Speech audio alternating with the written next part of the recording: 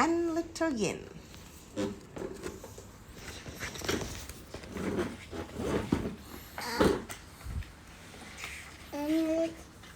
Big Yang and Little Yin were playing brave explorers.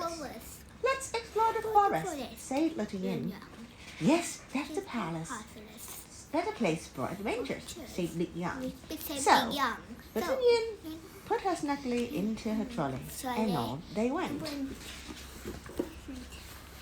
Soon, they found a perfect tree to climb. Big Yang pulled Little Yin up onto the lowest branch. I want to climb higher, said brave Little Yin. And with Big Yang's help, she did. Then they found a stream. Let's make a route, said Big Yang. So they turned the trolley upside down. Big brave Yang paddled the raft round the rocks. Yeah. You wanna see too? After a while, they stopped to pick some berries. All around, the forest cracked and rustled. What's that? Whispered Little Yin. Don't worry, said Big Yang. There aren't any fierce animals in this forest. Brave explorers aren't afraid of fierce animals, said Little Yin. Deeper into the woods they went. Big Yang made them a den. Dark shadows shaped between the trees. Who's there? Whispered Little Yin. Don't worry, said Big Yang. There aren't any witches in this wood. Brave explorers aren't afraid of witches, said Little Yin.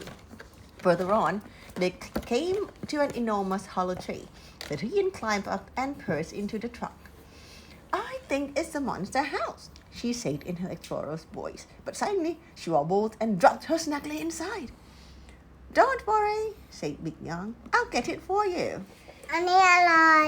This is the hollow tree.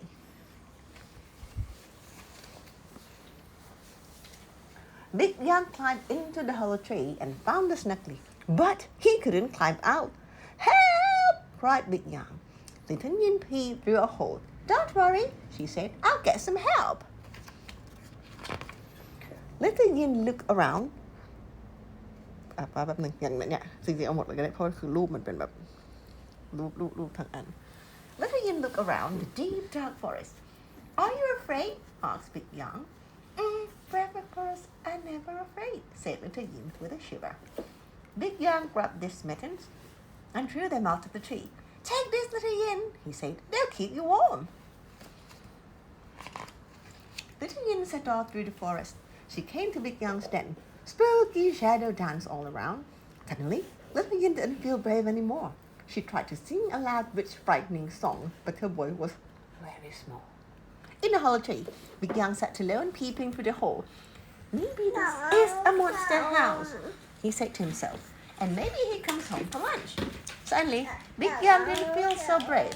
He tried to hum a loud monster-scaring hum, but his voice was very wobbly. Okay. Little Yin stumbled on until she found the berry bush.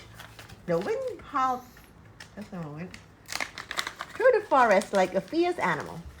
I don't want to be an explorer anymore, said Little Yin. I'm only brave with Big Yang to look after me. But Big Yang was huddled in the hollow tree. What if Little Yin forgets where to find me? He thought. Big Yang didn't want to be an explorer anymore. I'm only brave with Little Yin to look after, he said. Little Yin sat trembling in the burrow of leaves. Then she remembered Big Yang's mitten. That's a little panda, Little Yin. She put them on the mittens, both warm and cozy. Little Yin smiled. Little Yin smiled. She felt as though Big Yang was holding her hands. This is Big Yang. Up she got. I can do it, she said bravely. I must find help. Don't worry, Big Yang. And on she went. Inside the tree, a teardrop rolled down Big Yang's cheek. He picked up the snuggly to wipe his eyes. It was soft and cuddly, and it smelled of Little Yin. Big Yang smiled. He felt as if Little Yin was beside him. I'm not really worried, said Big Yang bravely. Little Yin will be here soon. And he practiced his alphabet to cheer himself up. Before long, Little Yin came to the stream, and there was her trolley, still upside down. She had forgotten all about it. This is just what we need, cried Little Yin happily. When Big Yang heard the rattling wheels, he jumped up. Little Yin, he cried, the trolley. How clever! Will it help? asked Little Yin. It's perfect, said Big Yang. Big Yang threw the end of the snuggly to Little Yin, and she tied it onto the trolley. Together, they pushed and pulled the trolley inside. Then Big Yang stood on the trolley and climbed out of the hollow tree. He pulled the trolley out after him.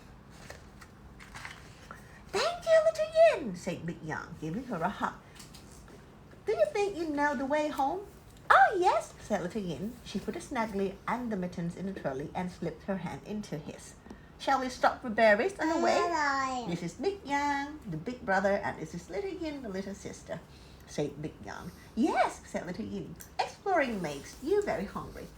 And with a yawn and rumble of empty tummies, the two friends trundled home.